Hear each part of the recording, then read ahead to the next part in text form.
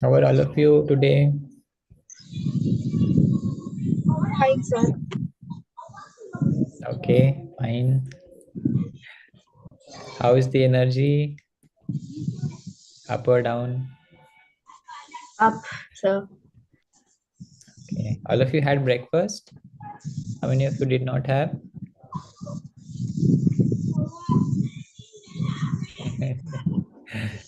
Okay, good.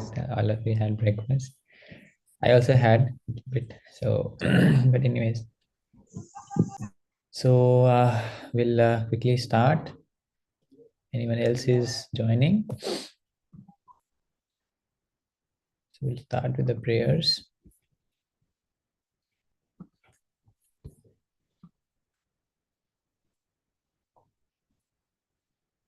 Yes.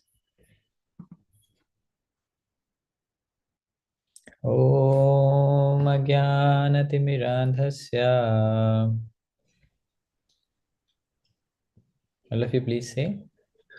Om Jnanatimirandasya ज्ञानाञ्जनशलाकया Jnananjalashalakaya चक्षुरुन्मिलितं येन Chakshurunmilitam yena तस्मै श्रीगुरवे नमः.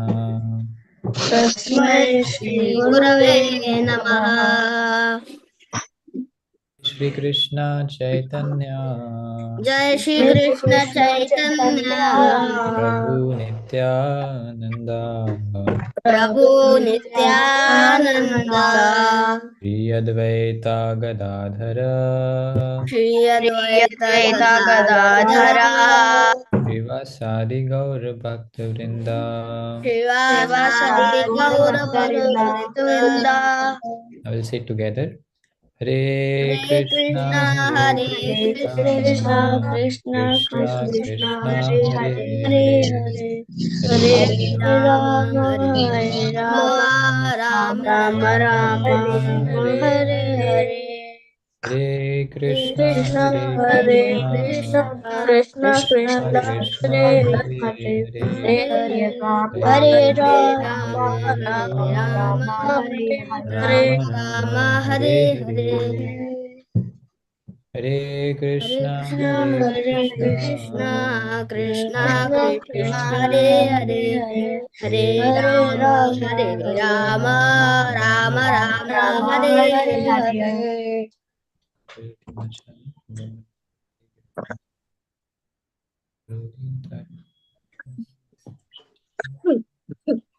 Hare Hare Krishna. Hare Krishna. Welcome all of you to today's session of this Bhagavad Gita workshop. And today we are going to start a very, very important and a new topic. I little bit explained that topic in the last class. Just I introduced it with the help of one shloka yuktahara viharasya yukta chestasya karmashu yukta sapnava bodhasya yoga bhavati dukkha. That is the benefit of yoga, right? So today you might have guessed our topic is yoga, right? The science of yoga that is discussed by Krishna in the Bhagavad Gita.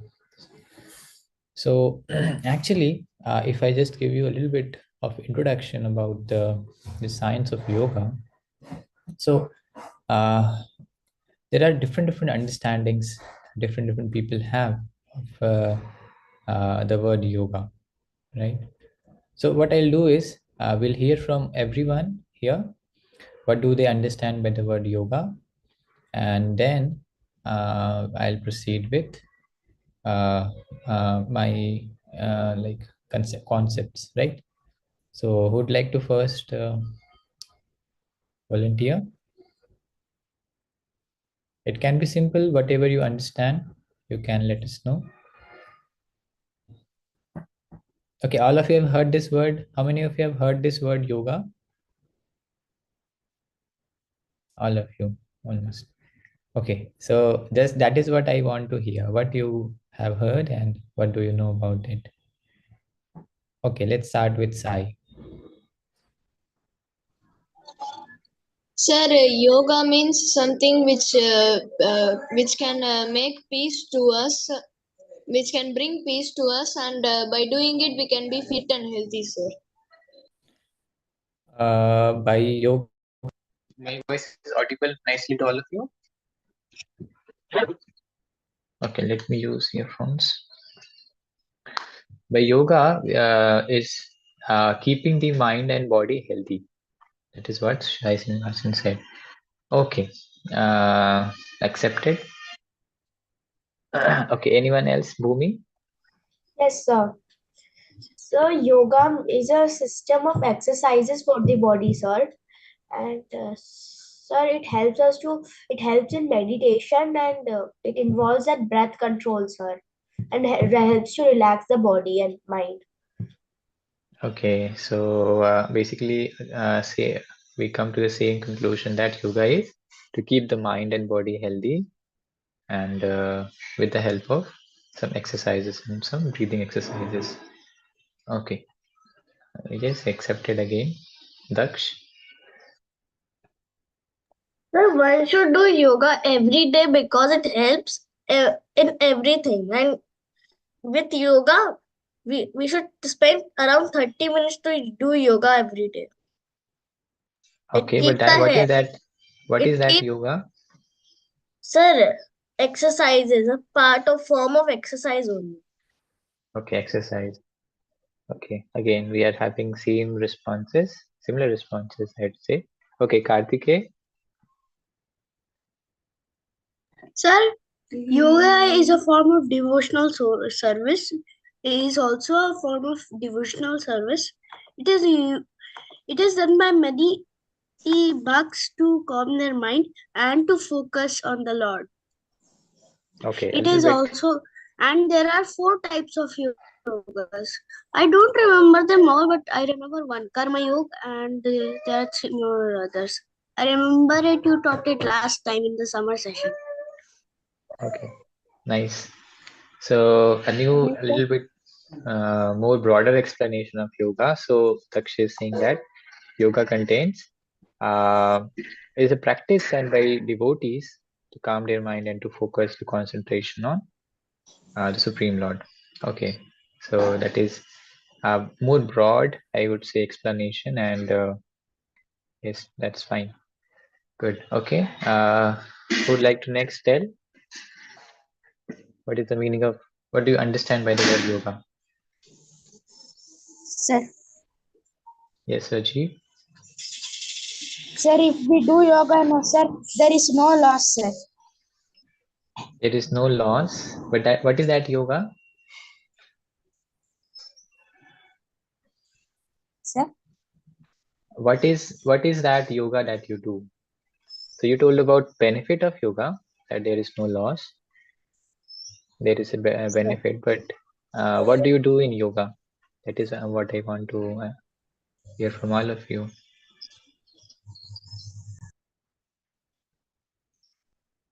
Do you mean by exercise or some practices to calm the mind, meditation and all? Okay, so I think last Vihan is left. So Rihan, you can also share. Then we'll hear something. We'll hear a story then.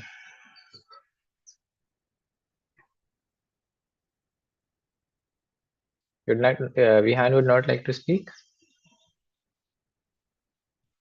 Okay, Sir, okay, can I say seems something, like sir? Vihan didn't have breakfast. Okay, So, can I yes, say Bhumi. something? Yes, sir. Sir, by doing meditation and some other poses like Surya Namaskar and those poses, sir, it is Mhm. good for yoga and also for devotional service. Okay, good for devotional service, and that is basically exercises, right? That you mean. All right. Yes. Okay, so what is the correct answer? I'll let you know. But first, we'll hear one story. Okay, stories are always good, isn't it? All right. So we'll hear one story. Uh, so all of you know who was Akbar? All of you know Birbal? So this story is of Akbar and Birbal only, all right? So once, actually Birbal was a very devoted person, right? Okay. Uh, Akbar was actually wanting to test Birbal. So Birbal was actually very devoted to God, and he was very very learned. And you will see that people who are devotional, they have a lot of intelligence, because their focus is they have good focus, and they can, whatever they can learn nicely. So that is one of the benefits of that devotees have. And then this Birbal was very very devoted and very very intelligent as well. So Akbar one was wanting to test him, and Akbar was from another religion as well. So he was wanting to test the Vedic scriptures as well. So he asked Birbal, okay, Birbal, you tell all of you that, God is everywhere, everywhere there is God, all of you say, but why can't we see God, right? So that is yeah, why can't we see him? So that is first question that he asked. Then he asked, and uh, if God is there, what does he do? Right? All of us have some activities, right? All of us have some, uh, what you can say, active, duties to do. Like students, we go to schools, parents, they go to work, and different people have different type of occupation. So what does this God has to do, right? Isn't it a question? What does God do? Right? So then next he said, and I also want to know, if he's there, how can one find him? How can one see him? So that is what uh, these were the three questions of uh, yes, Akbar to Birbal. So what he did, Birbal said, "Oh, my dear king, these are so simple questions.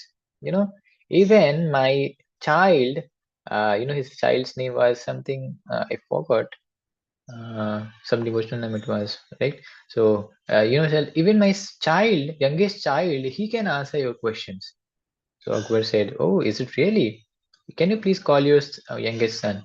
So then Akbar actually, Birbal actually, next day he sent, instead of himself, he sent his son to the court in front of Akbar. So when Akbar saw this young boy, he was little boy, like just like all of you, maybe 10 or 12 years, right? So then, but he was very intelligent, right? So when Akbar actually repeated the questions to him and said that, actually, your father had told that you have the answer. So I want the answer. So the son said, well, actually, if you want the answers, you have to fulfill my wishes.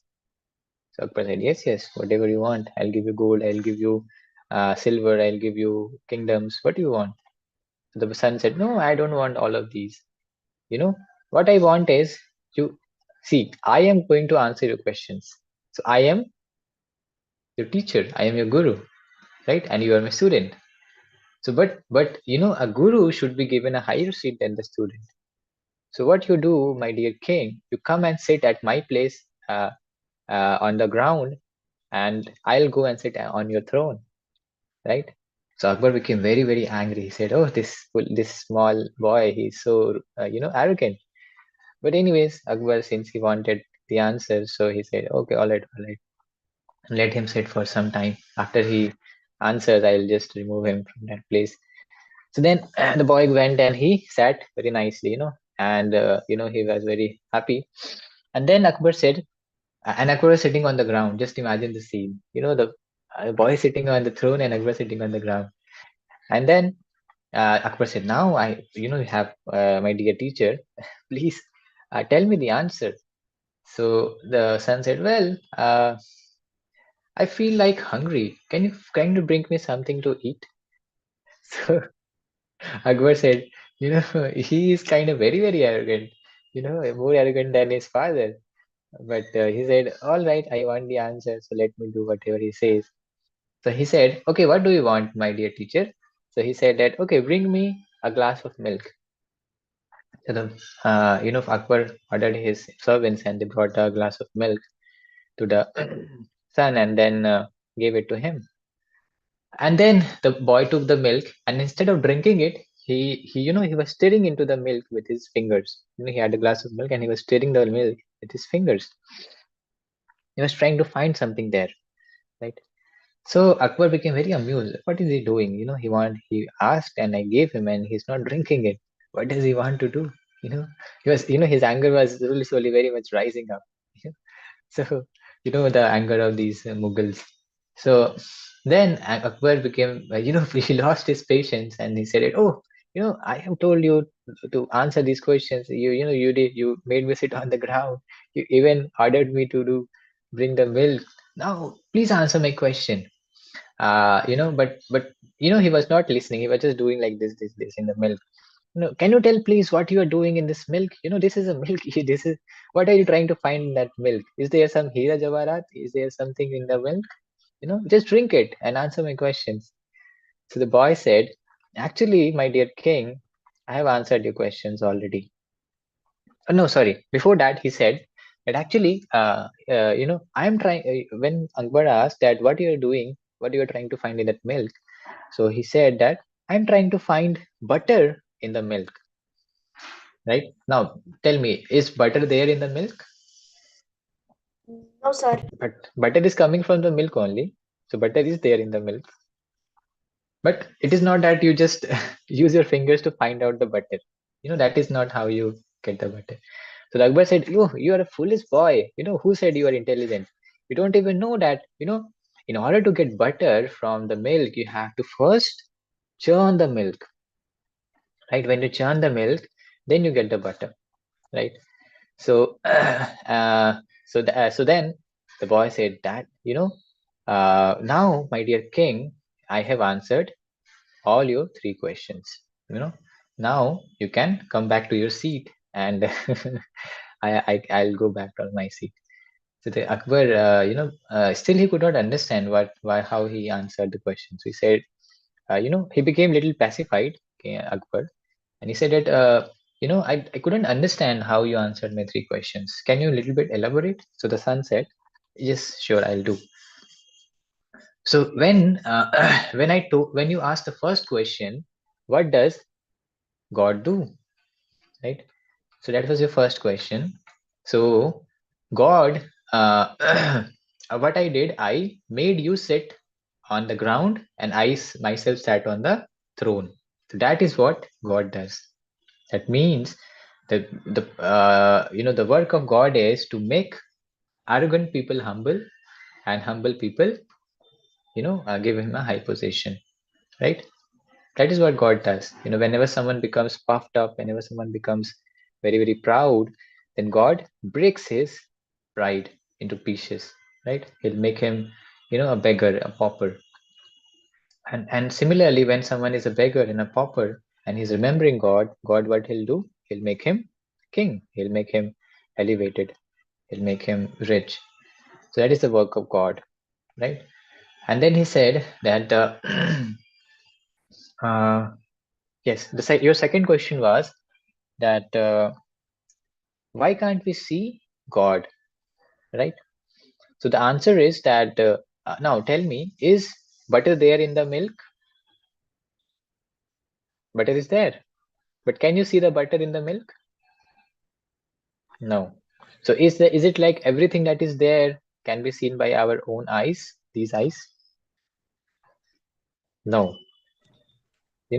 Now the third question was that so that answer is for the second question that God is there, but he cannot be seen by our material eyes.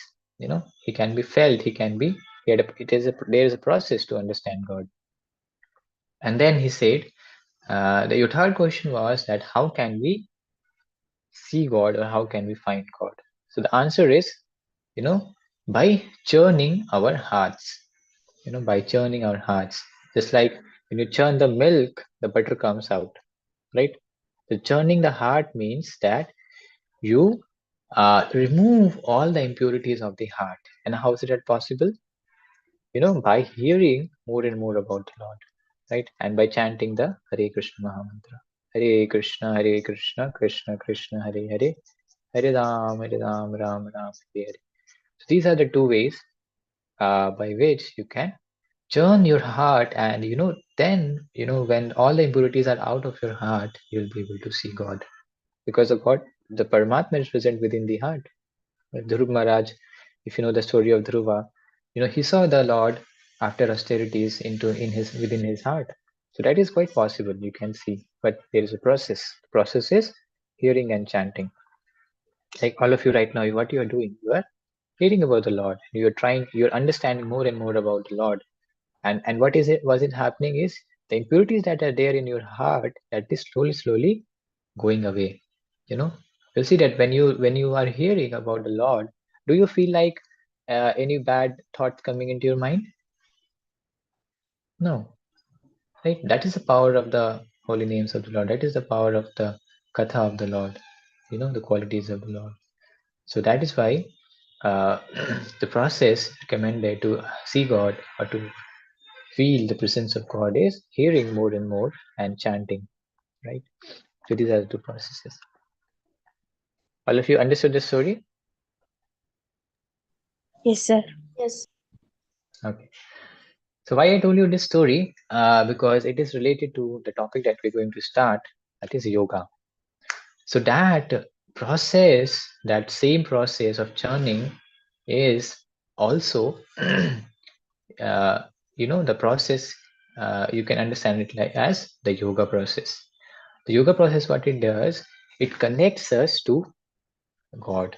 You know, the yoga actually means what is the meaning of yoga in Hindi? Yoga is a Hindi word or a Sanskrit word. It means to add or to connect, right? Yoga means to connect, and that same yoga, the meaning of yoga is to connect with the Supreme Person, to connect with God, right? And as all of you mentioned that there are exercises, there are meditation, there are devotional services. So all of these are parts of, all of these are activities that you do within yoga. And but the real purpose is of yoga is to connect our mind or connect ourselves with the Supreme Person, God, right? That is a real meaning, that is a real understanding of purpose of yoga, right? So now we'll understand more about this yoga. Uh,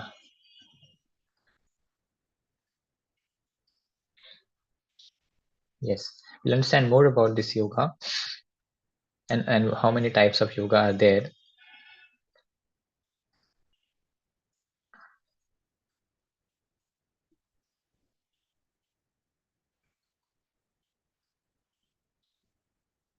Yes, so there are basically four types of yoga, right? There are four types of yoga. One by one, we'll see all of them. The first type of yoga is Nishkama Karma Yogi, right? So one of you would like to read? Please raise hands. We'll have some things to read. Okay, Fiona is not here. She wanted to read yesterday. Okay, we'll give chance to Vihan. Yes, Vihan, read this. Nishkama Karma Yogi develops detachment from matter. Yes. So basically, this is same as Karma Yogi. Karma Yoga means you do your duties, but you offer the fruits to Krishna. I'll again repeat. Karma Yoga means you do your duty, but you offer the fruits to Krishna. So what are the examples? The examples are a Brahmana. There are four varnas: Brahman, Kshatriya, Vaishya, and Sudra. These are all four varnas, and they have certain duties. Just like the Brahmana, he has a duty to Pathan, Parthan, Yajan, Yajan. That means he reads the scriptures, he teaches the scriptures, he does yagyas, and all of those things he that is his duty. So and whatever he does, he offers the results to Krishna. Just like when he is reading the scriptures, he's trying to understand God. When he is reading, teaching scriptures, his purpose is to help others understand God. When he is doing yajna, his purpose is to please the Lord. That is the duty of Brahmana. Then Kshatriya. Kshatriya is Shat and Triya. So Shat means hurting someone, and Traya means to protect. So Kshatriya, the duty of Kshatriya is to protect all of us, right? So that's a duty, and that is why Kshatriyas fight wars. When someone is attacking his country, they fight and protect the country like that. That is the duty of Kshatriya. And the purpose is again here to help his people remain peaceful. Because if, let's say, just imagine someone is attacking you, you cannot perform your devotional service, you cannot perform puja to the Lord, you cannot anyway do devotional service. So in order to perform devotional service, you need to be peaceful and calm. That is the purpose of Kshatriya, to give protection. Then the third one is Vaishya. Vaishya is business or man or mercantile class, right? Krishi Go Raksha Vanijya. That means they do farming, they do protection to cows, and then they do Vanijya. That means business. So that is the purpose of Vaishyas. And Vaishyas, th- their goal is that they want to sustain the society, because in order to run the society, money is needed. So they ensure the proper flow of money so that everyone's needs can be taken care of. And then last class is Shudra class. The Shudra are actually uh, they are the untrained people, because Brahmana, Kshatriya, and Vaishya, they receive trainings. But some class of people who do not receive training, they are known as the Shudras. And what they do, they help the three other people, civilized, three other trained people in their work. Just like, let's say, a businessman, he needs someone to take care of his shop. So he'll keep one person from this community, Sudra community, to take care of his shop. This is Kshatriya. He wants someone to take care of his horses and his elephants. He will employ someone from the Shudra community. Similarly, Brahmana, he wants to do yajna, and he'll take help from the Shudra, someone from Shudra community, to bring the firewoods and all those things. But again, there is one important thing here to understand. These classes are not divided based on birth. It is not that someone who is born to a Brahmana father, he is a Brahmana. No, that is not. That is the general custom that is nowadays practiced, but that is not what Krishna says. Krishna says, Chaturvarnya Maya Shishtam Guna Karma Vibhagsa. This is shloka in Bhagavad Gita. Guna and karma. That means the qualities. If someone who is born to a Brahmana family, to a Brahmana father and mother, but his qualities are like Kshatriya, that means he has courage, he wants to fight wars, then he will be called as a Kshatriya, he will not be called as a Brahmana. That is the general Vedic system. Similarly, someone who is born of a Sudra father and a Sudra mother, but he is very learned and he can read scriptures and he can teach scriptures, then he should be known as a Brahmana. That is the general rule, right? So it is not based on birth again, uh, but nowadays what happened, people they manipulated the system and they made it like, whoever is born in a Brahmana family, he is a Brahmana, even though he is eating meat, or even though he is drinking liquor, and even though he is doing all sort of nonsense things. So that is not the real Vedic system. We have to understand this, right? So this is the first yoga, the karma yoga. Second type of yoga is jnana yoga. Jnana yoga realizes soul. So jnana yoga, as the word jnana already mentions, one acquires knowledge in this type of yoga. One reads scriptures, one one reads more and more scriptures. Brahmana, he has a lot of other duties to do, but a jnana yogi, he gives up other duties and he just focuses on reading his scriptures, and he reads and tries to understand the supreme, and he meditates and he reads like that. That is a jnana yogi, right? And the third type of yogi is Ashtanga yogi. So what is Ashtanga Yogi? So, okay, who would like to read? Yes, Bhumi, read. Yes, sir. Ashtanga Yogi meditates on Super Soul, Lord Krishna. The Super Soul knows everything in everyone's heart. He knows everyone's determination and everyone's want. Yes. So the Ashtanga Yogi meditates on the Super Soul. I already told you that Lord Krishna is there in the heart of everyone. And this is the form of Krishna that is there. The Chaturbhuj form, the Vishnu form, the Narayan form that is there in the uh, heart. All of us, our heart. If you also meditate nicely, very, very for many, many years, you will probably also see, this Chaturbhuj form of Krishna, the Vishnu Narayan form. Very, very beautiful form. So, who is Ashtanga Yogi? He basically, yes, Like in the Ramayana, Lord Rama was in Lord Hanuman's chest. The same thing is with us. yes, correct. So all of us also have, but we cannot also tear our heart and show.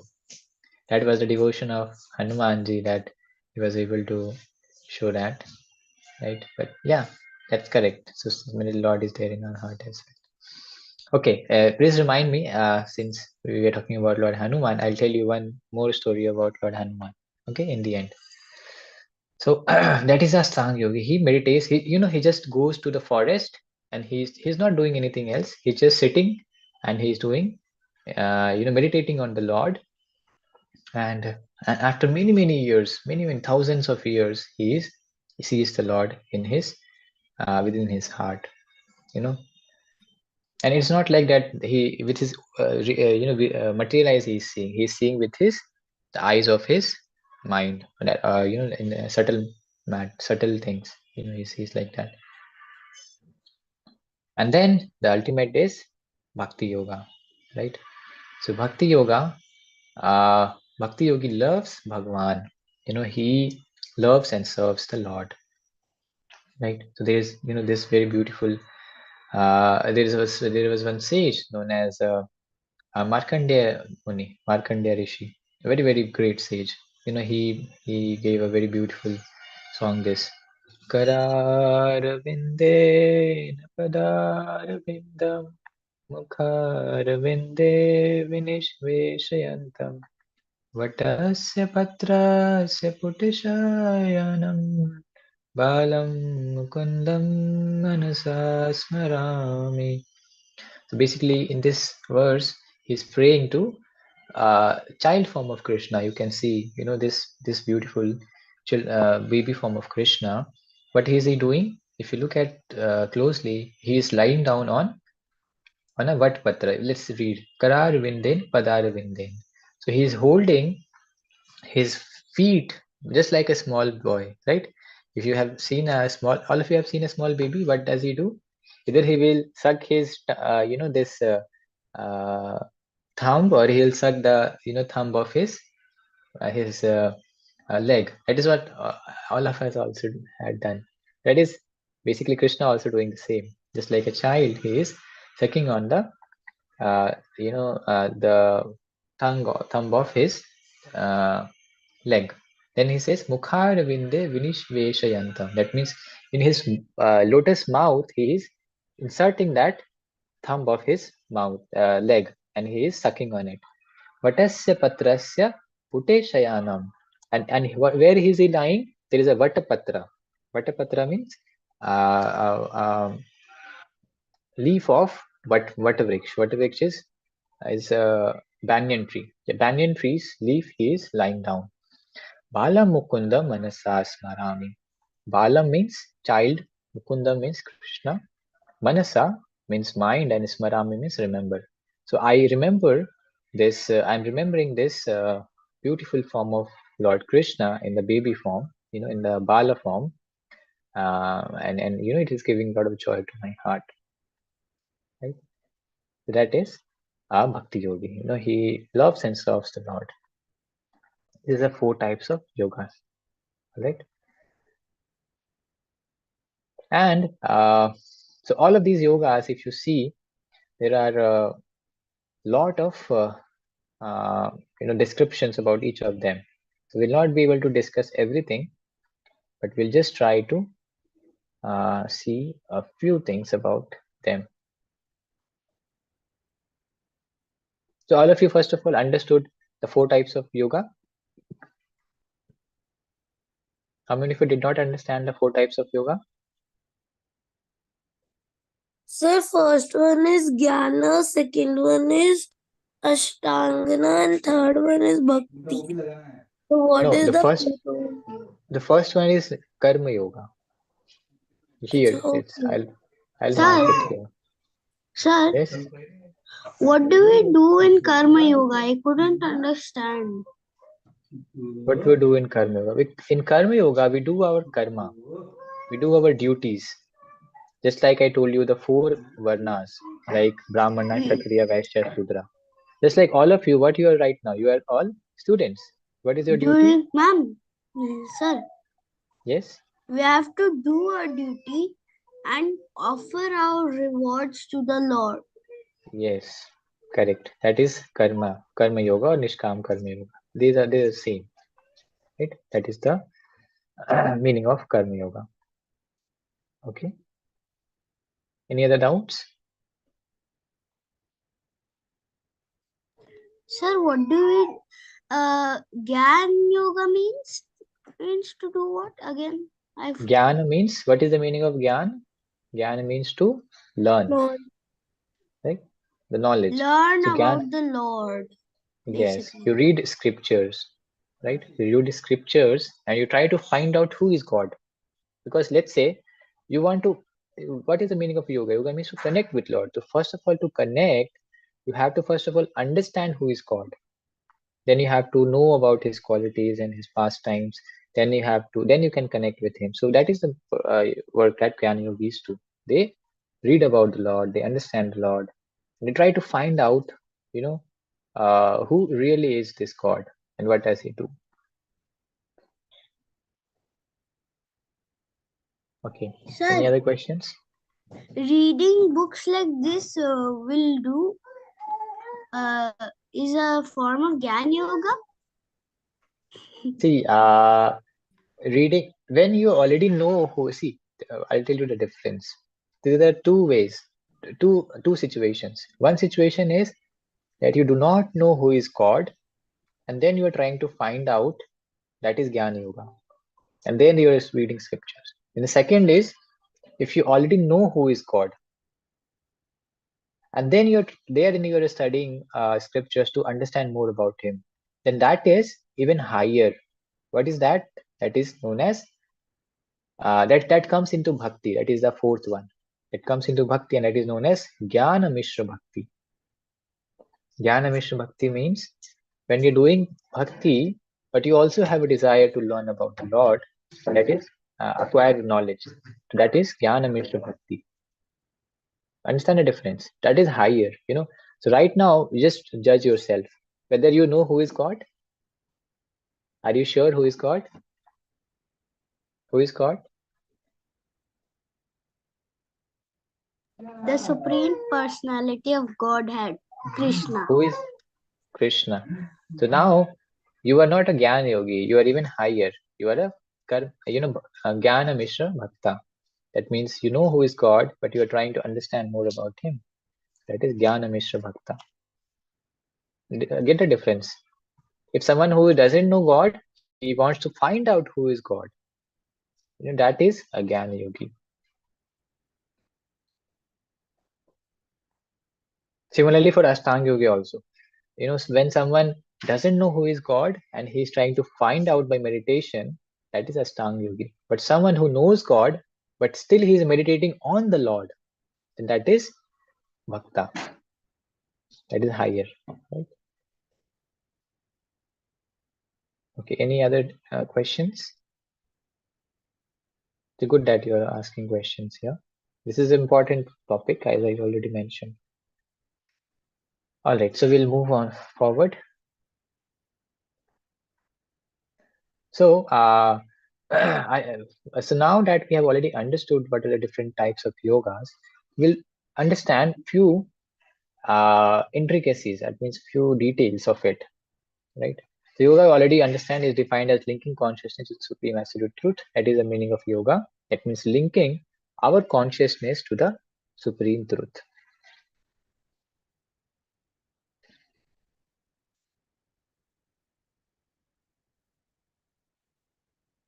So you see here the examples are given. Can you see different examples of the yogi? So let's say a karmi. Who is a karmi? What is he doing here? Can you see? Anyone can tell what is he doing here? Sir, he's a worker. He's a worker. He's a footer worker. Footy worker, but what is he doing here in the picture? Sir, he's working on computer. Yes, maybe he is an engineer, software developer, or he is, someone who is uh, maybe a banking or something like that, broker or something. So that is the meaning, that he is working, but he's offering his results to Krishna. That means whatever salary he gets, he uses some part of it to he gives either in donations to the temple, or either he gives for distributing the knowledge of this scriptures, like that. Some kind of devotional activities he gives. He uses his salary, some part of salary for, and the remaining part he uses it for himself. That is a karmi yogi. Then there is a jnani. What is a jnani doing? Sir, he's meditating.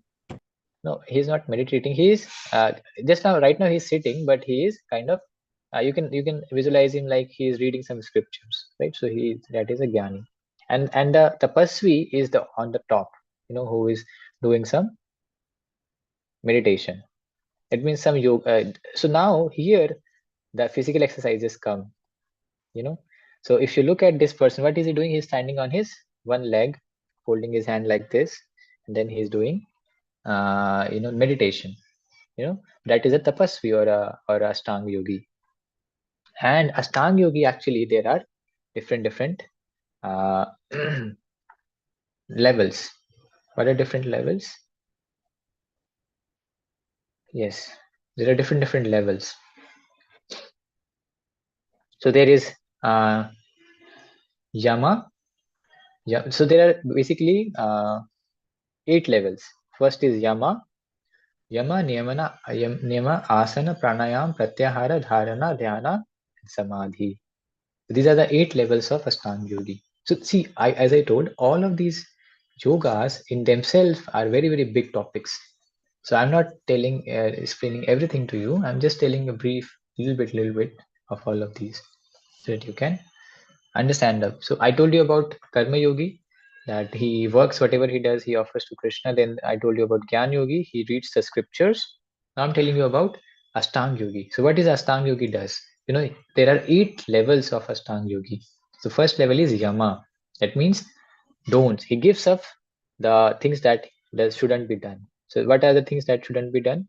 So basically, do's and don'ts. That means there would be some things that he has to do, like he has to sit in a secluded place. That means he has to sit in a peaceful place, go to a forest or somewhere. He don't have to eat more, he doesn't have to sleep more, and he has to eat only simple food, right? These are like the do's and don'ts of the yama and niyamana. So that is the first step of level of Ashtanga. So first he has to do this. Then once he is able to do this, then he can do asanas. So now this is the thing that all of you were telling. So these asanas are actually part of one of the small part of the yoga. Yoga is a very, very big thing. And nowadays, so this is not your fault. Actually, this is the fault of the current civilization, that they have just taken out one small segment of the whole yoga system, and they are advertising it that this is yoga, but actually that is not yoga. That is yogasanas. It means when you do certain postures, just like you can see here, the kids, what they're doing there, they're you, to keep their body fit, they are doing some exercises, bodily exercises, right? And these exercises or they are meant for the purpose of Ashtanga yoga. So first, it is not like that just you keep your body fit and then that yoga is done. No, that is one of the steps, that once your body is fit, then you can understand about God, right? Because if you have diseases, you cannot understand about God, right? You will be in pain, you'll have to go to doctor, you'll have to go to hospitals, and you'll have no time to understand or meditate on the Lord. But if your body is fit, you can meditate on the Lord. That is why this yogasanas are done. And then there are pranayams. So breathing exercises. Some of you mentioned this as well.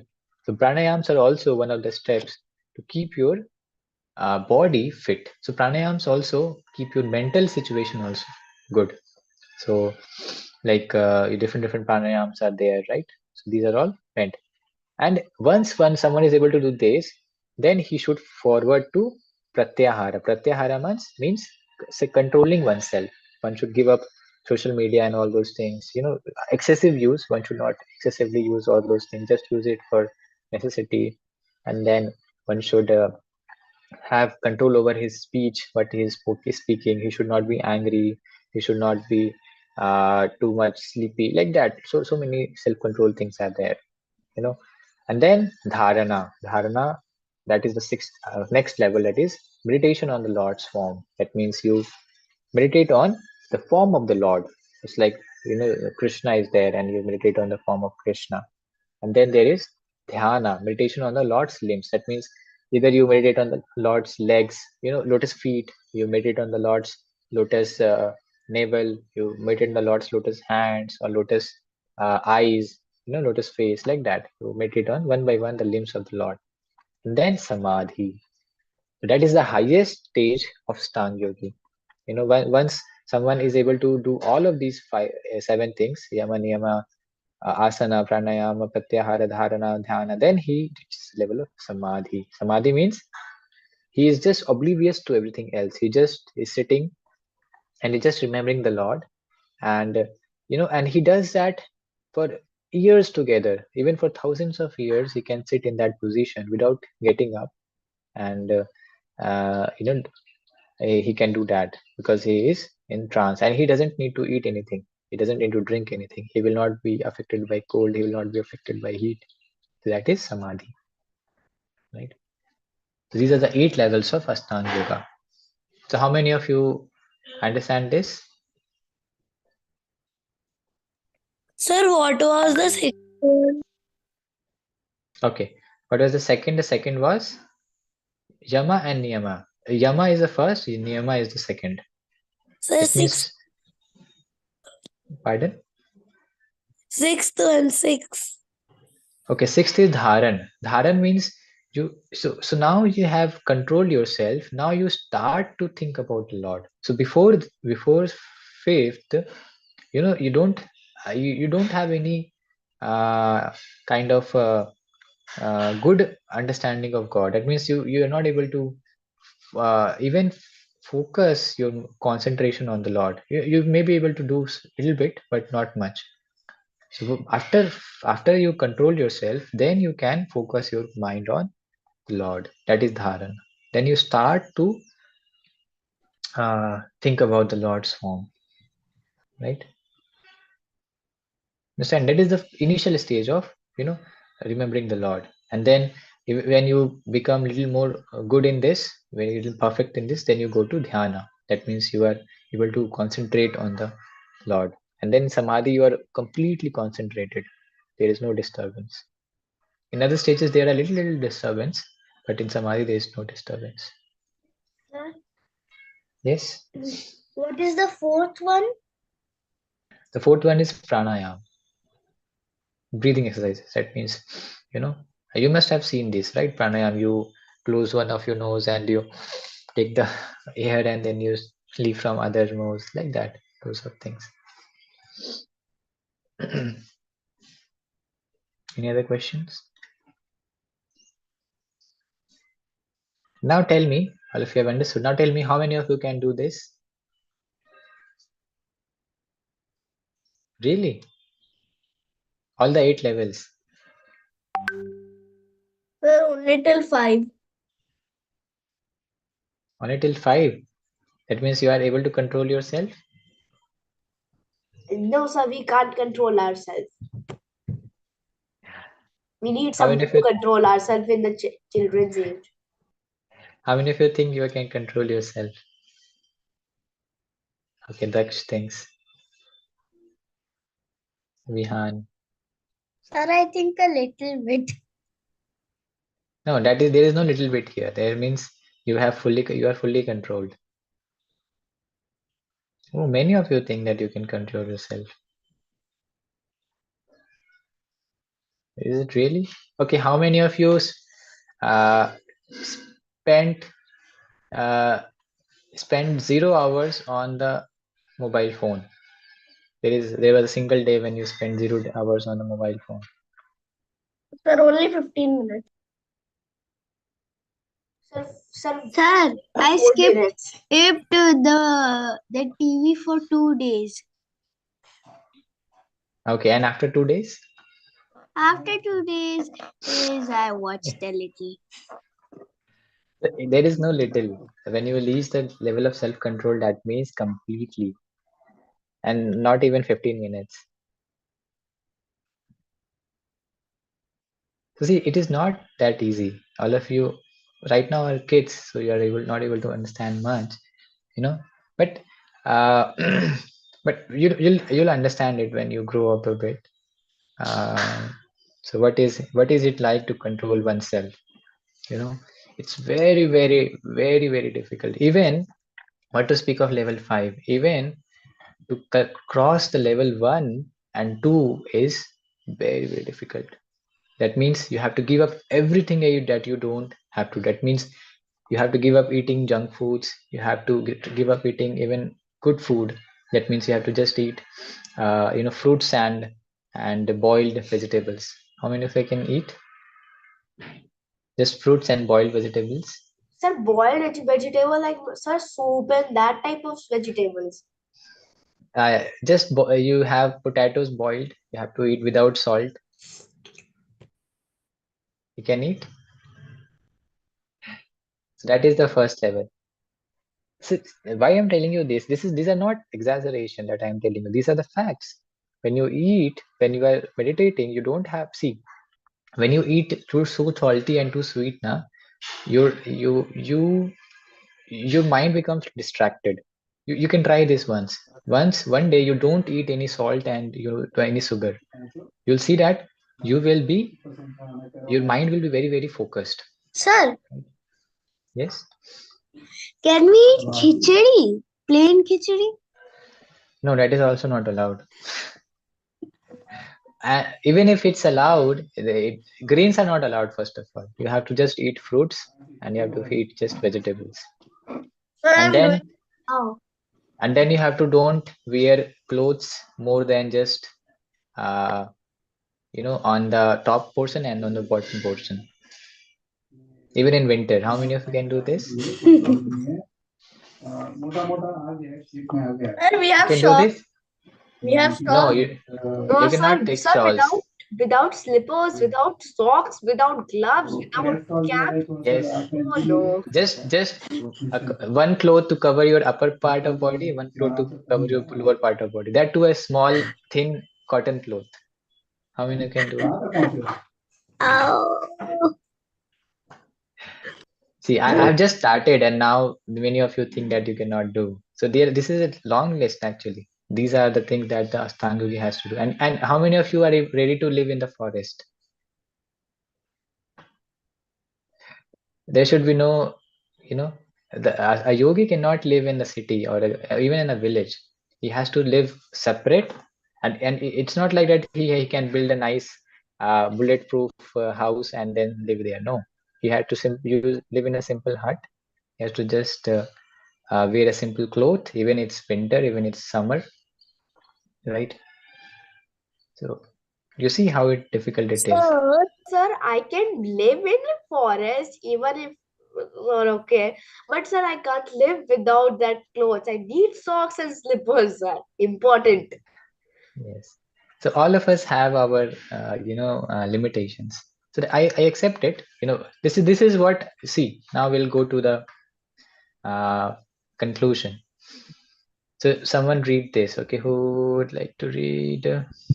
Sir, how much level can you do? I told I can also not do the first level as well. Uh, Okay, satisfied? yes, sir. You can't do the first level? No, I cannot live in the forest as well. I can also not live without the clothes. So that is, as I mentioned, actually we don't have to do also. See, our body, the Kali Yuga Vasis, they cannot take a lot of austerities. We are not, our body is not designed. We are very, very lazy. We are very, very weak. People who are born in Dwapar Yuga and Satya. Tirtha Yuga and Satya Yuga, they had the body, they had the strength and the mental willpower to do all those things. But for us, it's very difficult. Even I tell you, even one day if you fast, you will understand how difficult it is. Now, anyone has fasted for one day complete without eating any drink, Yes, sir. any water? Sir, one day I fasted and then I told no, I'll not do it. I'll do it never. Sir, because I can't have water, no nothing. Yes, yes. So Sir, I it's so can do. difficult. Yes, one day you can do, but more than that, then it's too difficult, right? Sir, I like we'll die with the hunger, sir. We'll die with hunger, with starvation, Yes. sir. So some of you, so all of us, our levels are different. Some of us can take some austerities. Some of us can take very little. Someone can take little more also. So I'm not saying that all of you cannot take, but yes, you understand the point that it's very, very difficult. So now we'll see if. So okay, who can read? Dhruvi? Dhruvi has not spoken anything yet. She's silent. Yes. Impractical Dhyana Yoga. Sitting firmly in a clean, sacred, and secluded place. Not too high, not too low. On kusha grass with a deer skin and a soft cloth on top. Fixing the mind on one point, controlling the mind and senses, one should do yoga. Being erect by keeping the body, neck, and head straight, being motionless and firm, staring steadily at the tip of the nose. Hmm. So now if you really want to understand if you can do or not, what you can do is you can do this, try this for half an hour. You sit very straight, you sit on, you don't have a deer skin. I don't know, I'm not saying buy a deer skin, but just put a little cloth on the ground. You sit on the ground, you put a little piece of cloth on the ground, you sit on that, and you Yes, sit sir. straight, and then you close your eye. You don't close your eyes, you just close half your eyes so that you can look at the tip of your nose. Here you have to focus, and you sit there without moving, without just focusing there for, just try to how much time you can do, and tomorrow you can tell me, right? Even if someone is able to do it for half an hour, I'd be very, very impressed. Okay. So, so that is actually the difficulty in doing. So, here the first topic itself says impractical. That means it is not practical to be done in this yoga, in this yoga. So, why we are studying? So, just we are studying for information that actually it was possible in previous yogas, previous ages, but now this is not possible for us, right? So now I'm not teaching you shlokas, a lot of shlokas, because uh, actually I want to complete the concepts first. If I have time, I'll go to the shlokas. Otherwise, it will be a homework for all of you to go through it.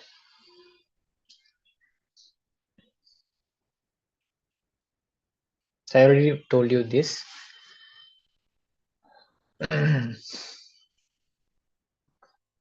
University printed version.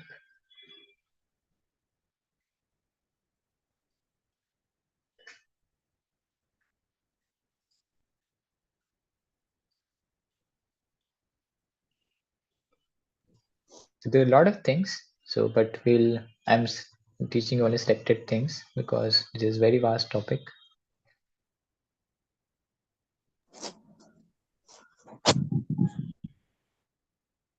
Yes. So now we will come to, okay, now we have another, okay, one more shloka we have to discuss. Yes, we'll recite this shloka, important one, 6.646. Right now you have understood all the three yogas. Now we'll come to the Bhakti Yoga. We'll discuss more about it, right?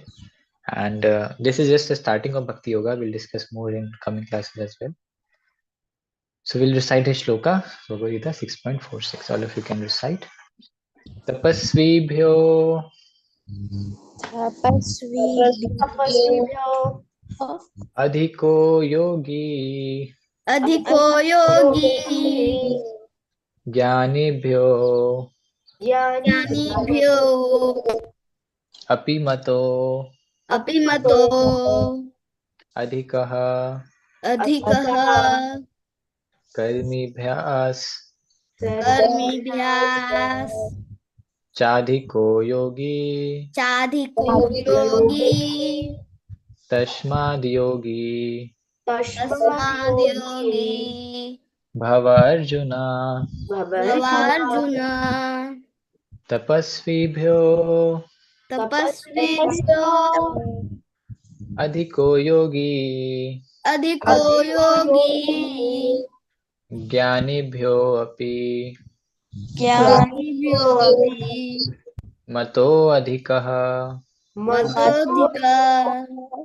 karmibhyas karmibhyas chadhiko yogi chadhika yogi tashmad yogi tasmad yogi bhava arjuna bhavarjuna tapasvibhyo adhiko yogi tapasvibhyo adhiko yogi jnanibhyo api mato adhiko jnanibhyo api matodhikah karmibhyas chadhiko yogi karmibhyas chadhiko yogi tashmad yogi bhava arjuna tasmad yogi bhavarjuna.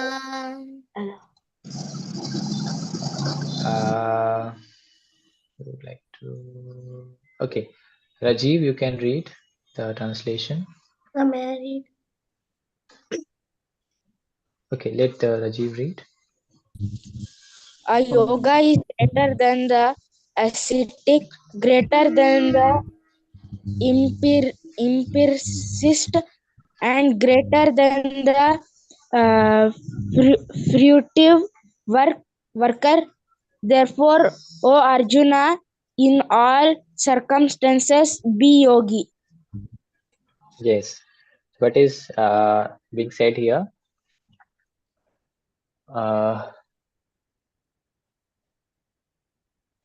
Yes, a yogi is greater than the, see here Krishna is telling to Arjuna. No, Krishna is telling to Arjuna, a yogi is greater than the ascetic. Who is an ascetic? Ascetic is a tapasvi. So see, there are two things. One thing is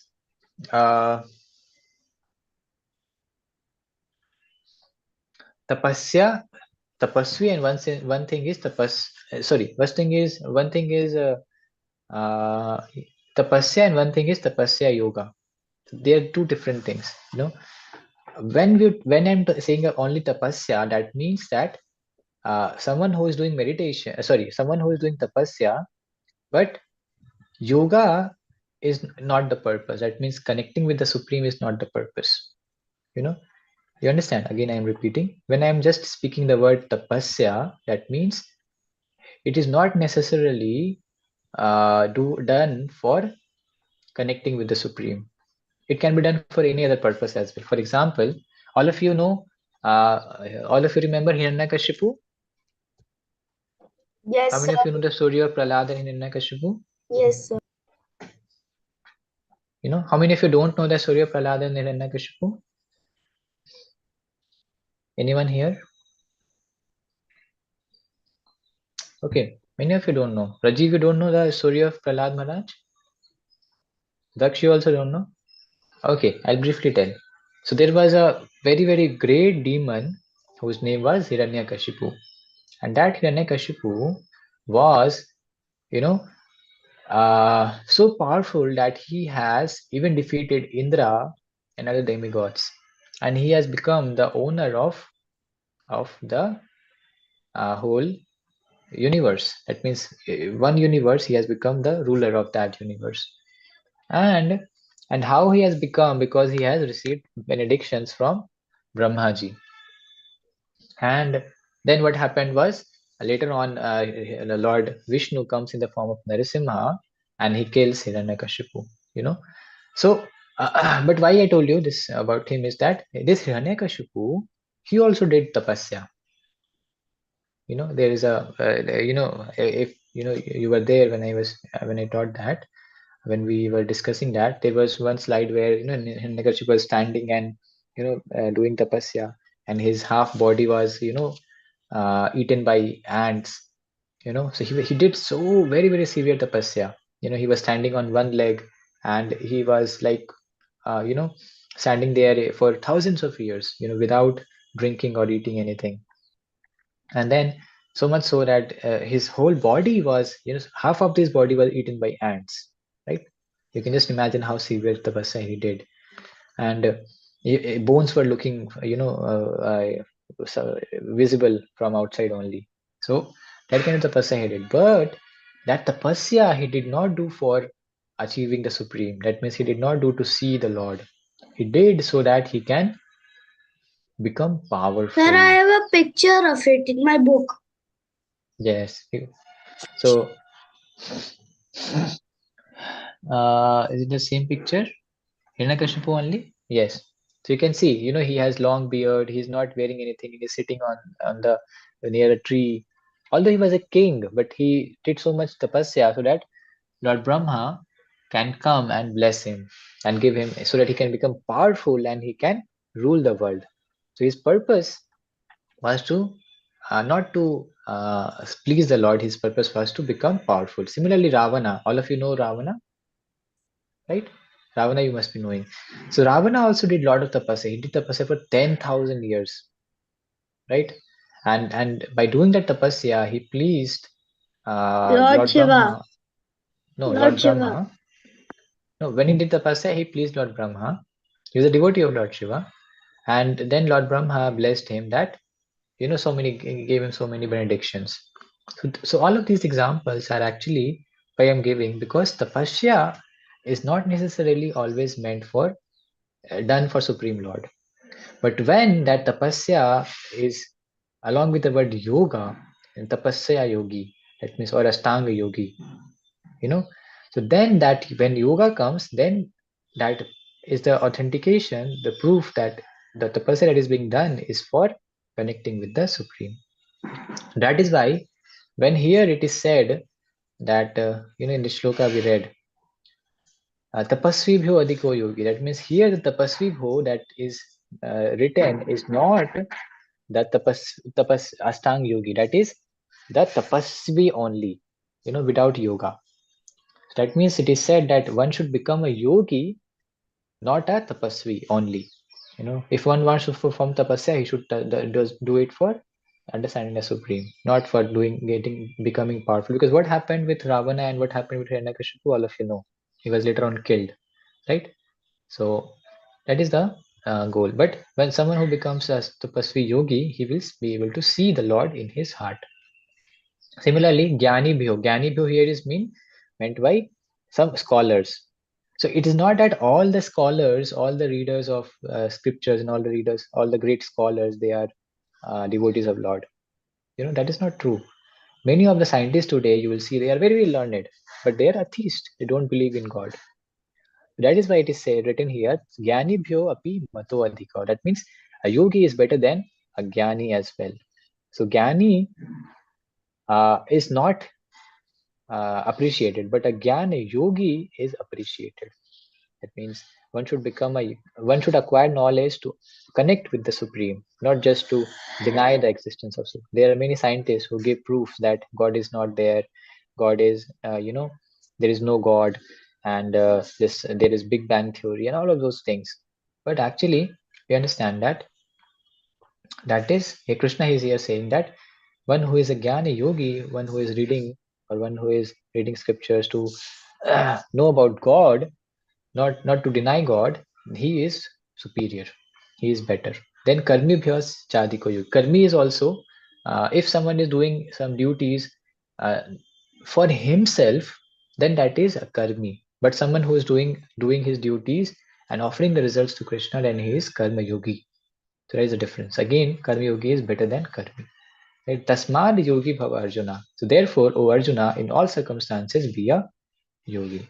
That means Krishna is saying that first of all, you should become a yogi, right? First of all, you should come to a level of yogi. And then he tells about Nishkam Karma, Yoga. There are 4 types of yoga, karma yoga, Jnana yoga, Ashtanga yoga, and Bhakti yoga, right? So yogi is always better than anyone else. And amongst the yogi also, the Bhakti yogi is the best. How the Bhakti yogi is the best? There is another shloka. We'll come to that. Yes. So we'll recite this shloka. Bhagavad Gita 6.6. In 6.46, he tells about that you should become a yogi. Right? This is Bhagavad Gita 6.46. And then in the next shloka, 6.47, he tells about which type of yogi you should become. Right? So we'll recite this. Yoginam Yoginam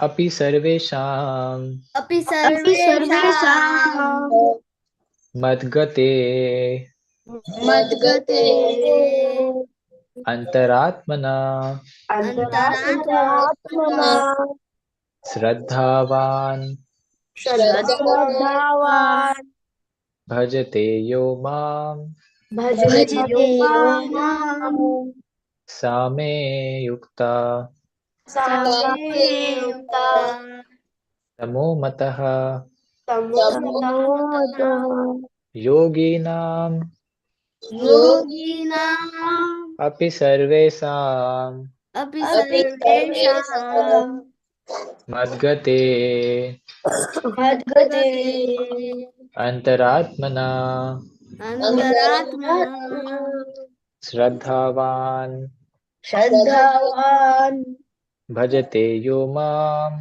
bhajate yomam same yukta same yukta tamo matah tamo matah yoginam api sarvesham yoginamapi sarvesham madgate antaratmanah madgate antaratmanah Shraddhavan bhajate yo mam Shraddhavan bhajate yomam same yukta tamo matah. same yukta tamo yukta Yes. Yet to read something. Okay, Sudipta, read the translation. Yes, sir. And of all yogis, the one with great faith who always abides in me, abides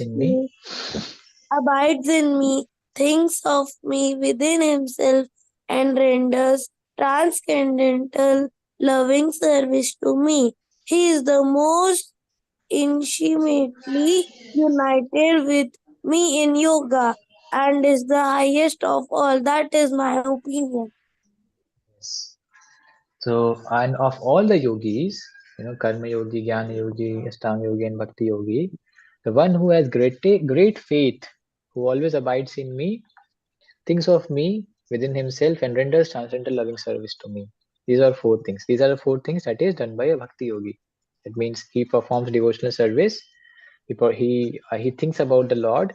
He has great faith in the Lord, and he follows the rules and regulations given by the Lord, he is most intimately united with yoga and the highest of all.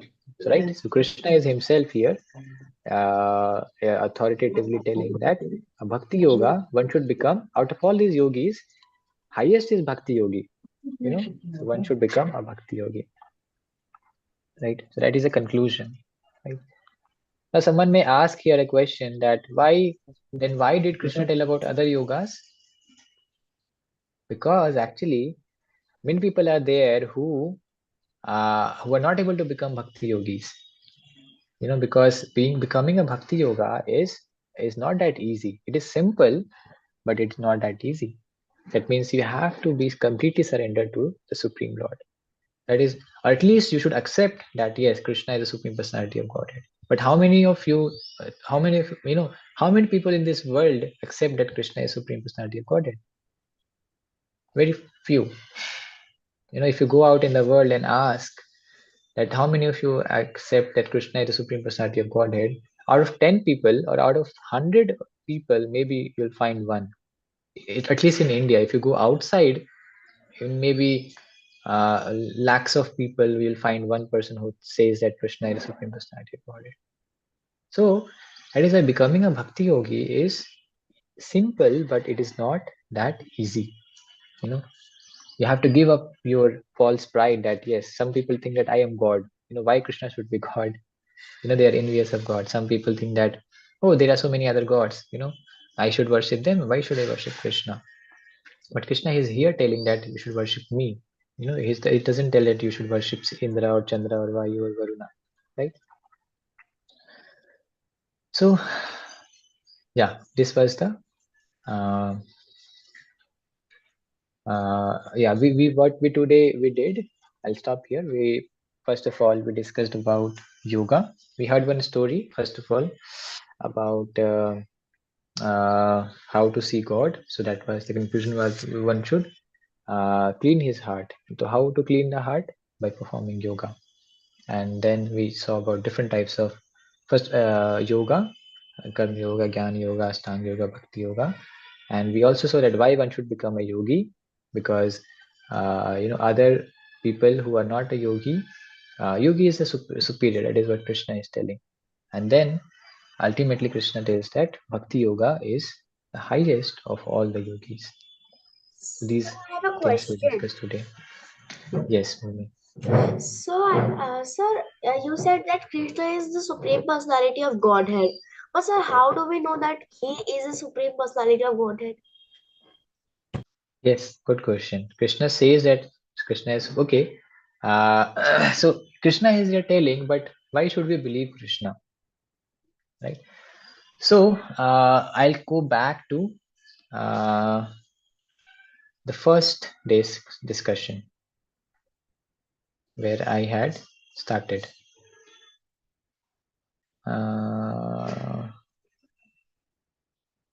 No, this is not here. Yes, this one.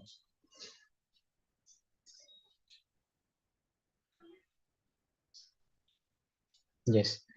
So I'm just going back, rewinding in time. Okay, let me. Sorry, I didn't share the screen. No? So let me share the screen.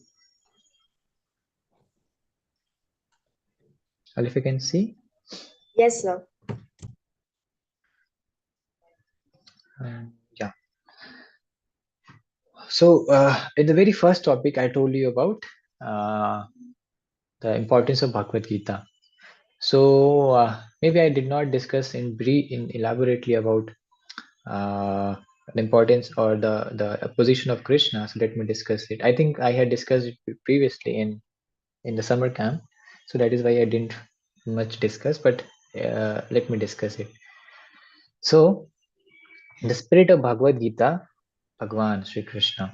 So how to first of all, when you're reading Bhagavad Gita, you have to first of all accept the authority of the book Bhagavad Gita, right? That yes, Bhagavad Gita is authority, that it is whatever it is written here. That is, how should I believe that yes, it's correct or not, right? Is there any higher truth than Bhagavad Gita? All of these questions are there. And is Krishna the supreme? Why should I follow his words? So all of these things questions come. So so first of all, we'll understand why Krishna is the Supreme Lord, right? And what are the proofs that Krishna is the Supreme Lord? So yes, so if you look at different pastimes of the Supreme Lord, you know, you will find that just like Krishna, when he was in the Kurukshetra, speaking Bhagavad Gita, he showed his universal form. All of you remember? We Yes, haven't sir. discussed it, but actually in 11th chapter it will come that Krishna shows his universal form, and in universal form, what was there? You know, is there any good picture of the universal form? Universal form of Krishna. Let me show you that. You'll get a better picture of. Yes.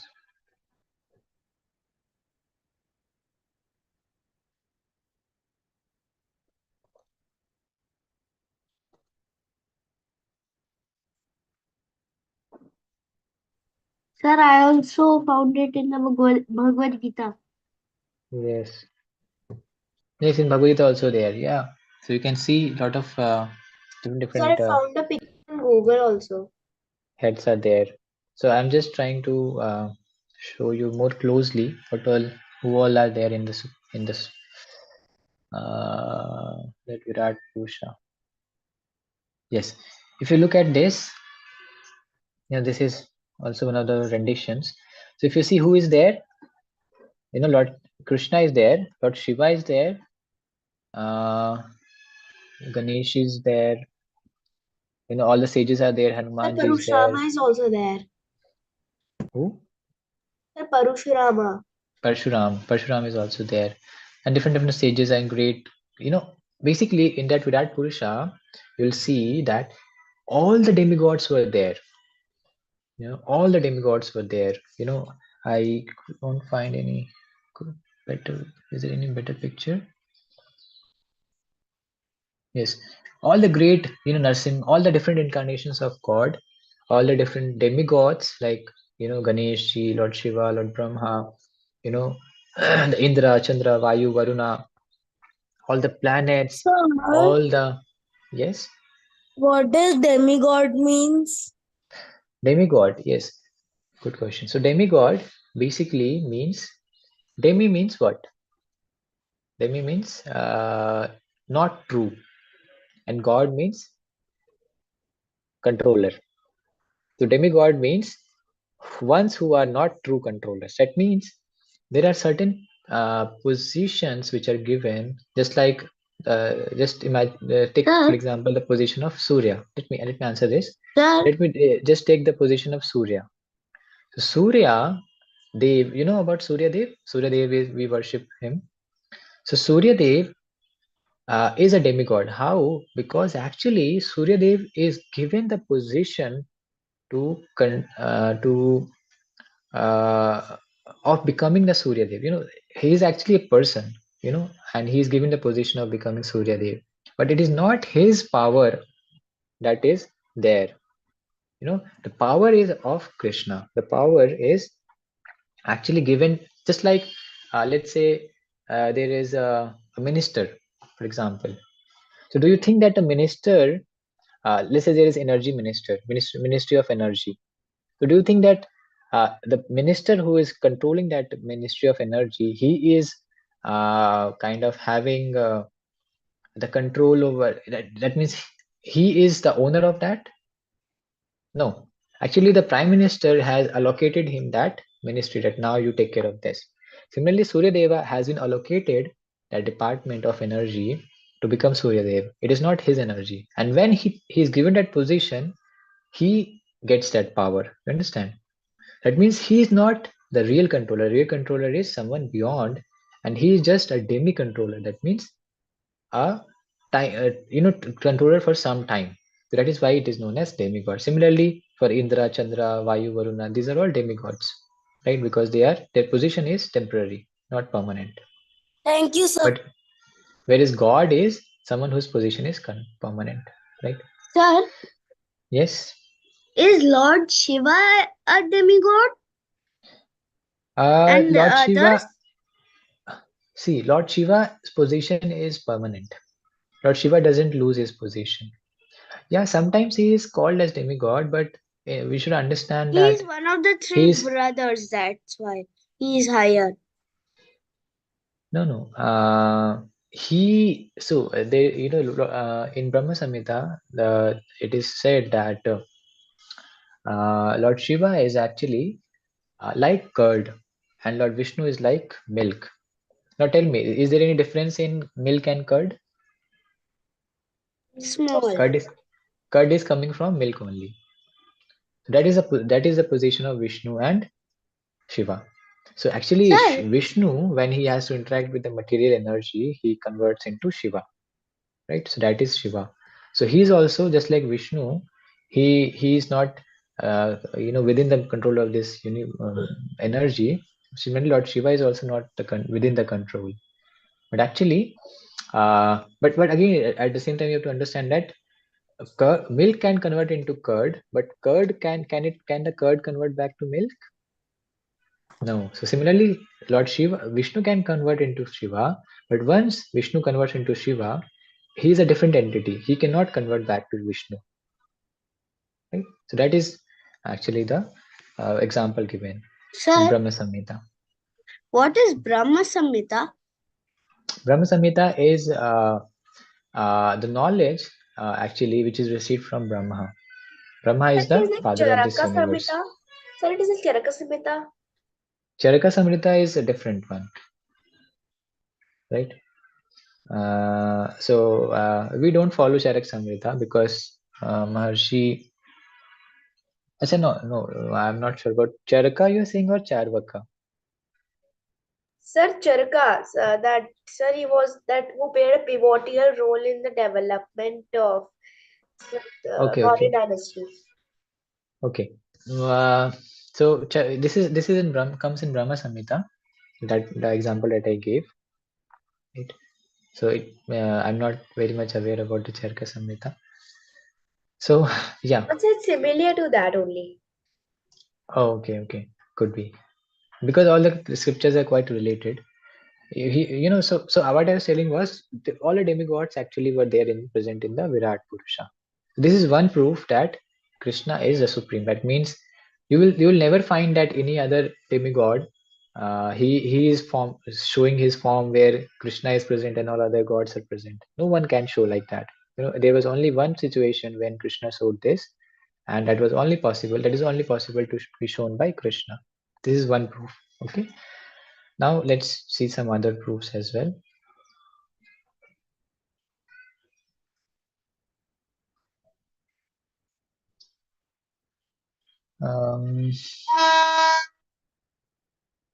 Yes, this is one proof. Then you see that when Yashoda was looking in the mouth of Krishna, there was the whole universe was present in the stomach of Krishna. That is another proof that the whole universe is actually present in Krishna's belly. Okay, and then this form of Krishna is Vishnu is there, where Vishnu is lying on the Garbhoda Koshan, and then Brahma is coming out from his navel, right? So, and then you see this I already told you about, right? Krishna was this is look sucking at his lotus feet, and then now let's come to different great people in the world who have appeared in this world, just like Bhishma. So all of you know about Pitama Bhishma. Yes, sir. So Bhishma actually in Mahabharata gave teachings when he was when he was about to die. Sorry, not die. When he was about to leave his body, because he was great. He had Iksha Mitro. He could leave his body on his own will. That was his position. Very elevated person. So when he was about to leave his body, and you see all the other Pandavas are there. This is Yudhishthir Maharaj, and these are all the 5 Pandavas. So when all of them actually went to meet Bhishma Dev, and here we have Krishna as well. So Krishna was also there. So Bhishma Dev, when he was about to leave his body, just before he told to Yudhishthira that actually this Krishna that you are seeing, he's not ordinary person. He's looking like here, like your friend and your cousin, but actually you should understand it that he is the supreme personality of Godhead. If you read the Bhishma Parva in Mahabharata, there he tells. So this is the third proof that Krishna is the supreme personality. And then yes, this is another shloka which comes in Brahma Samhita only. This is the first shloka of Brahma Samhita that says, Ishwaraha Parama Krishna Satchidananda Vigraha Anadiradir Govinda Sarva Karana Karanam.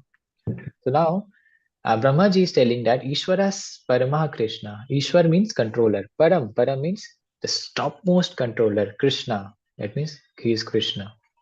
There are many Ishwaras, many controllers. The demigods also are controlled, but the supreme controller is Krishna. Anadir Adir Govinda. That means he is from Anadi means eternal time. He is the controller. And Sarva Karana Karana. That means he is the cause of all causes. So again, Brahmaji is again here telling this is the fourth proof. We shall see. Right? We shall see. Right? You just see here how Krishna is showing the whole universe in his mouth.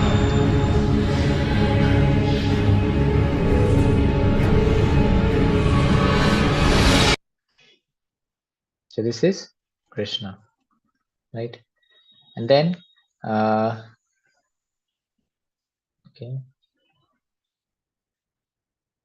Lord Krishna's opulence proves his supremacy. So I already told about this Bhag and Van, opulence and one who possesses.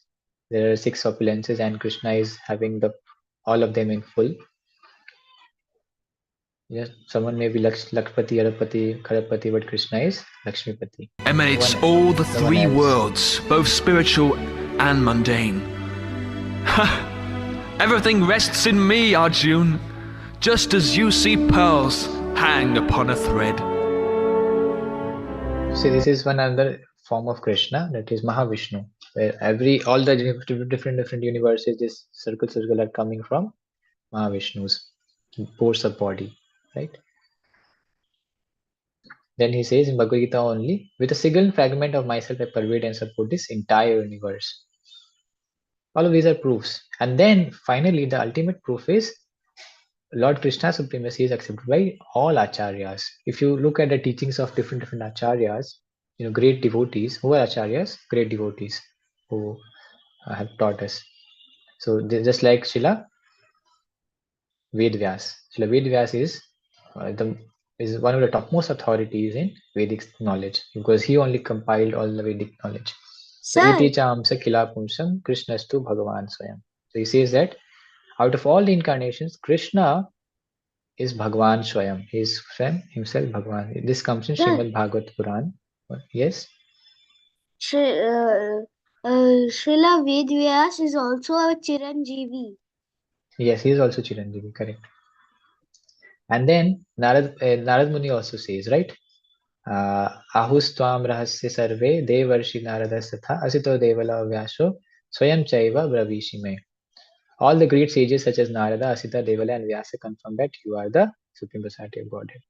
So all of these, even Arjuna in Bhagavad Gita understands in 10.13, he says that all the great sages actually accept that you are the Supreme Personality of Godhead. So Madhvacharya, Srila Ramanujacharya, all of these, Sri Chaitanya Mahaprabhu, all of them accept as to Krishna to be the Supreme Personality of Godhead. Right? So I can go on telling you many such more things, but I think we have lack of time.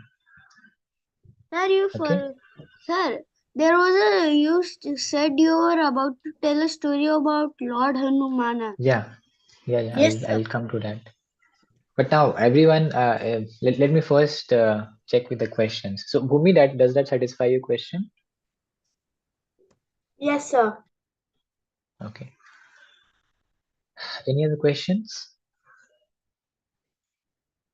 Sir, you told that you will tell a story about Hanuman in the end, sir. Okay. Yes, I will definitely tell. But any other questions apart from that? No, sir. Okay. So yeah, this was very important topic that we discussed today, and for the quiz as well. I'll today share the sir. syllabus for the quiz. Yes. Sir, I forgot to tell what question did Bhumi ask because I was my laptop was had some Yes, issue. Bhumi, can you repeat your question? Yes, sir. I told that I asked the sir that how do we know that Krishna is a supreme personality of Godhead? What is the proof? Okay. Yes. So I was telling that I will share today the syllabus of the quiz. So if I tell you, so the syllabus of the quiz will mostly be whatever I have taught in the class, that is there.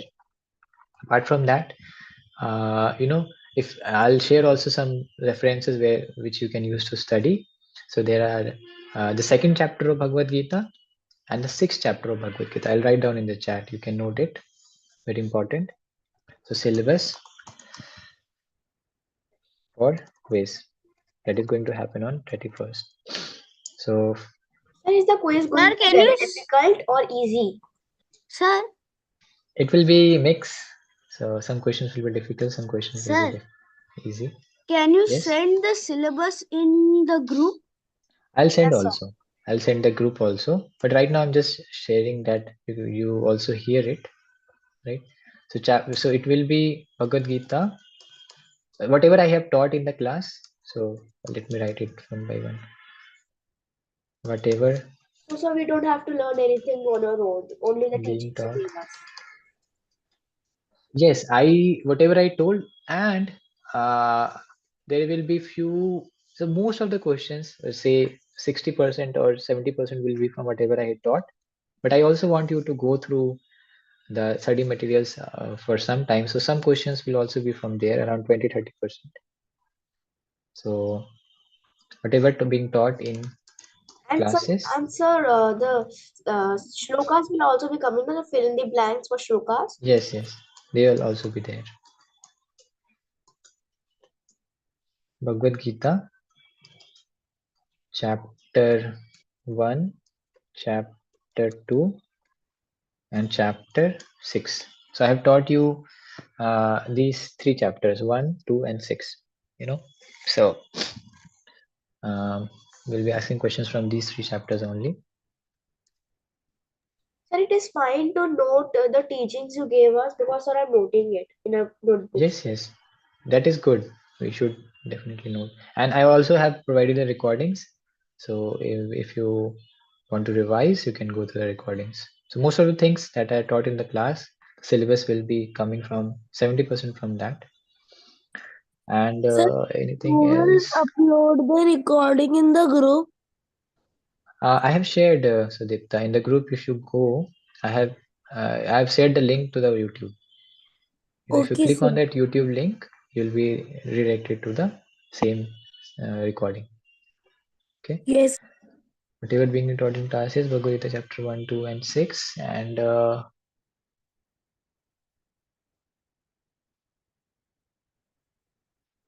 what else? And yeah, PPTs. So I'll try to also share you few Sir, PPTs. parts of chapter 10 and 15 are also coming. 10 to 15 are also coming, right? No. But you Only one. told us some shlokas from 10 to 15. Yes, I told you, but it will be too much for all of you to read So, it. sir, the syllabus consists of chapter 1 to 6 and shlokas. Yes. Is it that yoga wala shloka will also be coming? 1 to Yes. 6 shlokas. That is sixth chapter. So that will be there. So I sent it in the chat. I'll send it again in the WhatsApp. Let me copy it. So you can start preparing. Actually, the time is not much. Today is 28. So you have today, 29, 30, 3 days you have to prepare. So we have to learn all the chapter, all shlokas, all chapter, everything. And no, you don't have to remember all the shlokas. See, how you should remember is, I'll give you a little bit of a hint of how to study. First of all, you go in order, that is why I'm telling you in order. First of all, you go through whatever is taught in the class. And I think that if you go through that only, as I mentioned, 70% of your syllabus will be complete, right? So whatever I have taught in the class, that should be first learned thoroughly, right? Whatever I have taught. Sir, we should rewatch the recordings. Yeah, you can definitely. I recommend you should rewatch the recordings, right? Second, first of all, if you are finished with all of those things, second, what you can do is you can go through the shlokas, Bhagavad Gita 1, 2, and 6.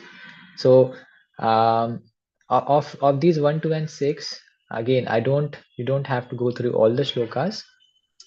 Just focus on the important shlokas that I have taught in the classes. If you go to the recordings, you will find it, right? Other important shlokas that I have covered, that I'll not be asking apart from that. So you have to focus on those shlokas. So 2.14 and 2.22 song. These are what I gave you as homework. There were a few other shlokas also. Those If I all if I the share, sir, no, not all the the shlokas. shlokas that you showed on the screen and taught us, those will come, right? Yes, I'll share you the PPTs as well. I'll share you and a few references of the PPTs. And in those PPTs, whichever shlokas were there, that only I taught you, so that you can read. So the So what Jinnani you wala will also be coming, no? So the Jinnani. yes, So the Jinnani one, the Jinnani's one. Gyanis. Yes, sir. Yes. So so what you can do is first you focus on remember whatever being taught in the class. Second, you go through the PPTs that I share, right? Don't go through all the chapter of Bhagavad Gita 1, 2, and 6. That is too much, right? Let me revise it. So otherwise you'll be confused. So first you understood? Anyone will repeat what you understood?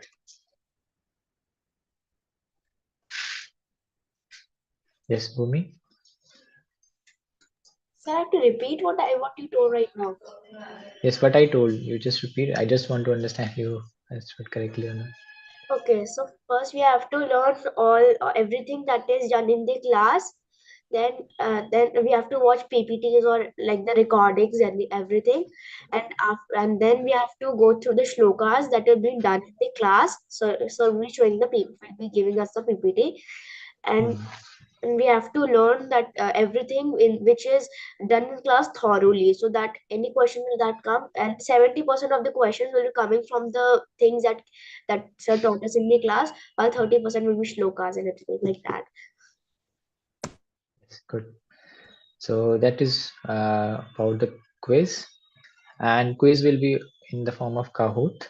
So and the last day, 31st, we'll have only the quiz. So it will be a little bit long, right? It is Sunday, so I'm expecting all of you have holidays. So we'll have just one slot there. We will not have two slots, right? What is the day on 31st? So Yes, it's Sunday, right?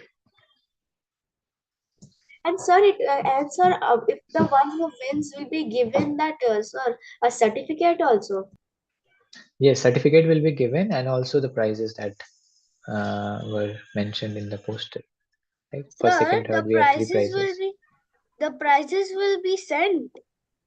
Yes, the prizes will be sent to your respective addresses. It will also be sent through that post everything for sir. If someone is living like out of station, even there also. You can share your address where you want it, right? And it should be within India. It should not be outside, because outside we cannot send. There we'll send. Okay. But yeah, more than the prize, I would say if you learn these things, that will be prize for all of you. Prize is something, material that will come and go, but the learning will be with you always. So first of all, learn these things, and again, if Krishna wills and you work hard, you'll also get a prize. But anyways, Bhagavad Gita all of you will be getting, I'll soon be. We are working on it actually. There are some because I have to get it sanctioned from the my the ISKCON department. So that is why it is being little bit late, but definitely we'll get it. Right?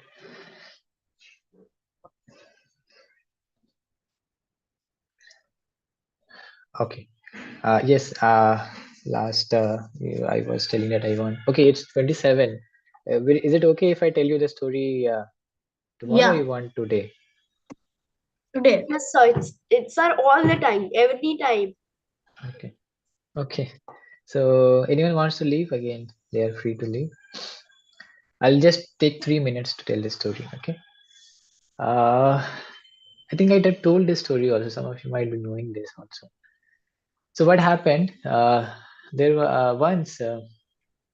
Mm, yes, Hanumanji. Actually, we'll see how great devotee Hanuman was. Sir, I know What this was one. I what was his remember. love for Krishna?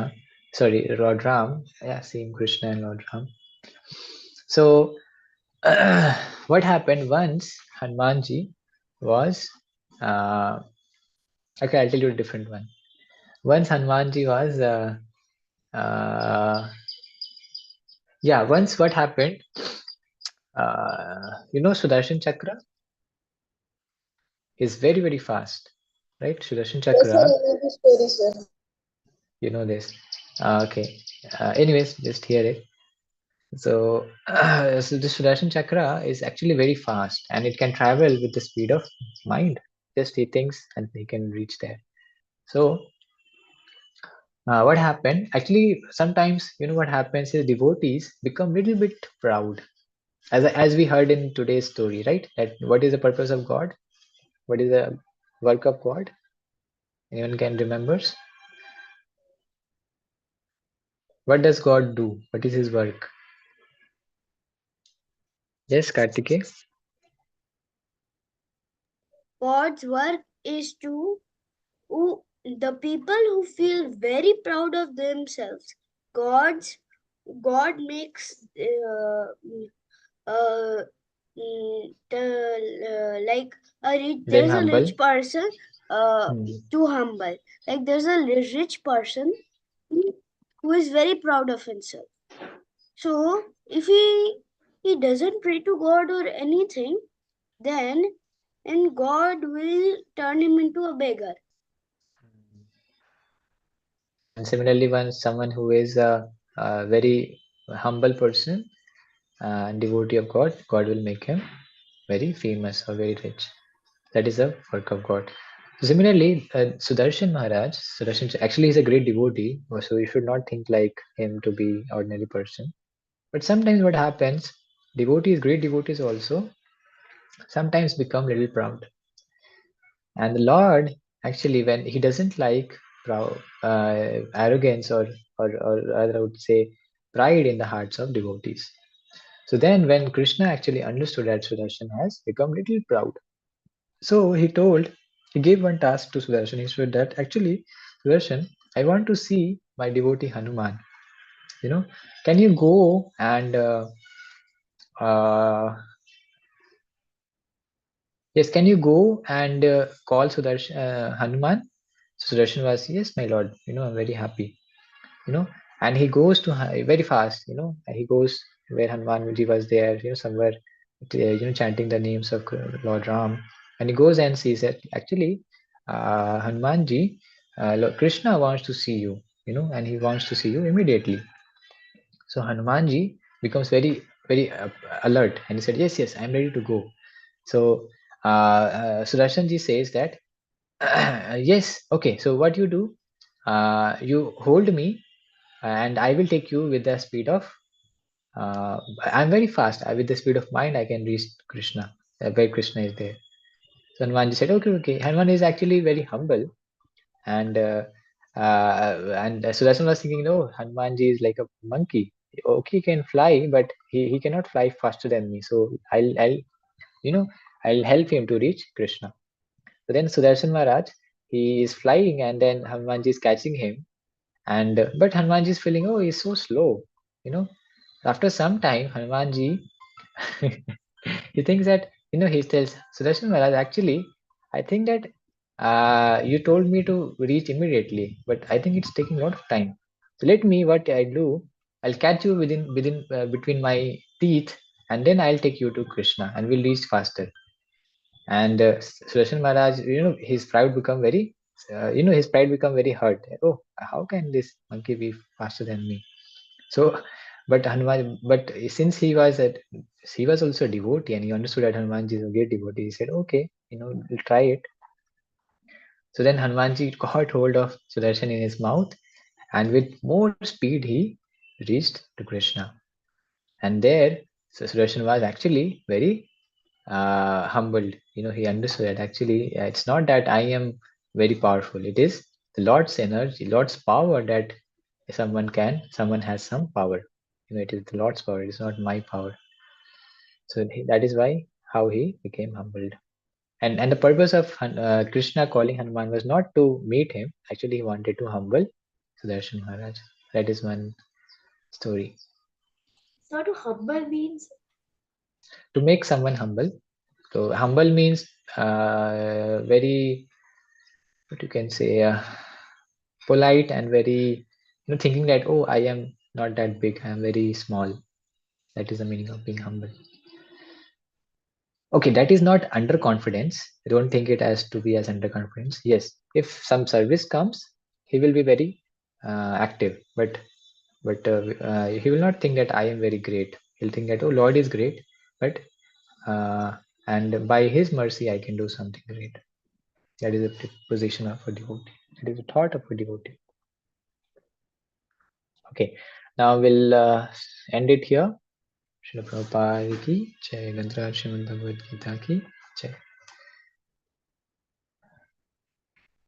Hare Krishna, thank you so. Okay, thank you everyone for joining. We'll Hare meet Krishna. again tomorrow. Hare Krishna. Hare Krishna, thank you, sir. Hare Krishna, Hare Prabhuji. Krishna. Hare Hare Krishna. Krishna. Sir, bye, sir. Bye Hare bye. Krishna, sir. Hare Krishna.